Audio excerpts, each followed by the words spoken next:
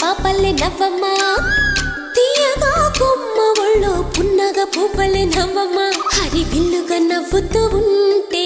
ఎండలో వెన్నెల కాయదా చిరు చల్లుగా నవ్వుతూ ఉంటే కొండైన వాగల్లే పొంగదా నూను మెత్తగా నవ్వుతూ ఉంటే ముల్లైన పువ్వలే తాకదా తొలి పొద్దుగా నవ్వుతూ ఉంటే రాయైన రత్నంగా మారదా